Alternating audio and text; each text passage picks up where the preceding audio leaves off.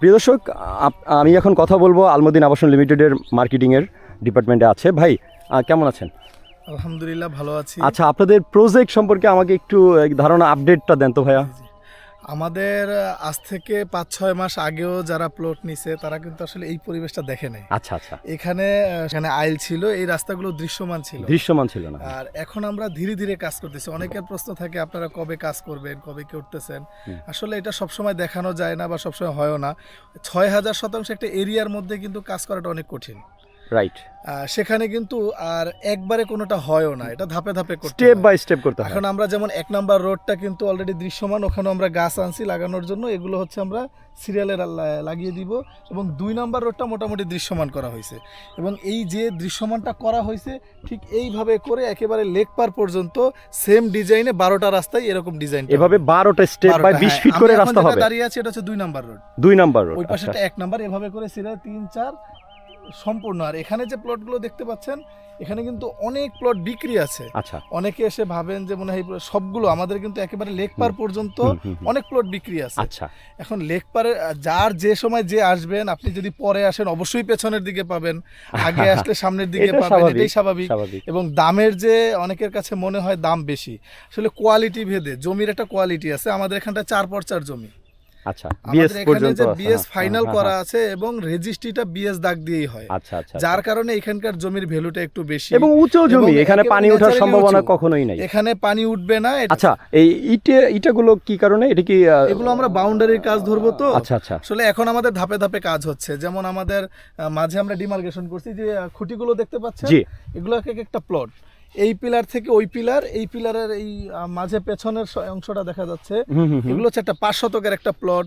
তারপর এই যে প্রতিটা পিলার বাই পিলার এক একটা প্লটের, ওই যে আপনারা যেমন এই যে আপনারা খুঁটি দিয়ে দিচ্ছেন, প্রিয় দর্শক, এই যে দেখতেই পাচ্ছেন খুঁটি দিয়ে ওনারা কিন্তু পেছনের ওই খুঁটিটা, ওই যে আরেকটা খুঁটি আছে, এটা হচ্ছে এই প্লটের শেষ সীমানা। প্লটের শেষ সীমানা মানে এখানে কতটুকু করে আপনারা এখানে করেছেন? এখানে হচ্ছে আমাদের এখানে 2টা ক্যাটাগরির প্লট আছে। একটা হচ্ছে যারা স্কয়ার, ছোটর মধ্যে স্কয়ার চায় সেই টাইপের প্লটও আছে, এবং যারা বড়র মধ্যে স্কয়ার চায়। আচ্ছা আচ্ছা, 2টা ক্যাটাগরি। যদি কেউ আয়তাকার প্লট চায় সেটাও দেওয়া যাবে, স্কয়ার প্লট চাইলেও দেওয়া যাবে। 2টা ক্যাটাগরি প্লটই আমাদের কাছে আছে। এবং সবচেয়ে বড় বিষয় হচ্ছে আমরা 1 দাগে জমি রেজিস্ট্রি দিই। 1 দাগে মানে 2 দাগে যাওয়ার সম্ভাবনা নাই।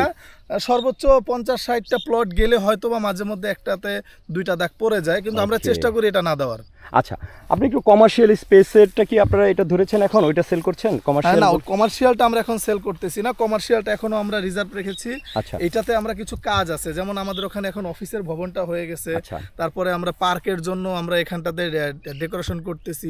তারপরে স্থাপনাগুলো আস্তে আস্তে ওখানের যে কমার্শিয়াল জোনের যেভাবে আমাদের ম্যানেজমেন্ট সিস্টেম করবে, হয়তো এরকমও হতে পারে যে এখানকার পজিশন বিক্রি করবে। আচ্ছা আচ্ছা আচ্ছা, তো এর জন্য এটার বিষয় আমরা এখন বলতে পারবো না, কারণ এটা এখনো ম্যানেজমেন্টের কোনো সিদ্ধান্ত আসেনি।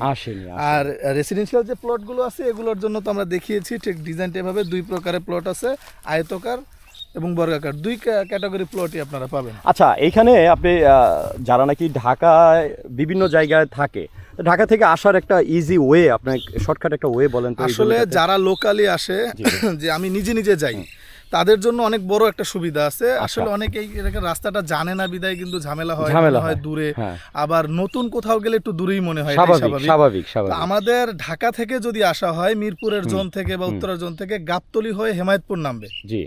তাতে বাসের ব্যবস্থা তো যার যার এলাকায় যে বাসগুলো সাভার অঞ্চলের দিকে যায়, ওই বাসগুলোতে উঠলে হেমায়েতপুর নামবে। হেমায়েতপুর নামলে ওখানে অটো রিক্সা আছে, সেখানে বাস্তা বাস স্ট্যান্ড আসবে। বাস স্ট্যান্ড সেখান থেকে যদি একটা অটো নেয় যে আমি আলমদিনা হাউজিং যাব, ধল্লা বাজারের পরে আমি আলমদিনা হাউজিং যাব, হঠাৎ পাড়া এলাকাটা বলে আর কি, অনেক বাড়িঘর হয়ে গেছে। তো এখানে কিন্তু আগে বাড়িঘর ছিল না। অনেকের ধারণা যে এখানকার বাড়িঘর হতে 20-25 বছর লাগবে, আসলে বিষয়টা এমন না। অলরেডি এখানে হাউজিং দেখে অনেক বাড়িঘর বিল্ডিং হচ্ছে। তখন এটার জন্য আপনারা যদি অটোতে বাস্তা থেকে বলেন যে আমি হঠাৎ পাড়া আলমদিনা হাউজিং যাব, অটোতে এখানে কিন্তু নিয়ে আসবে। এটা যদি আপনারা একারা আসেন। আর অফিসিয়ালি আসার জন্য তো অনেক ওয়ে আছেই।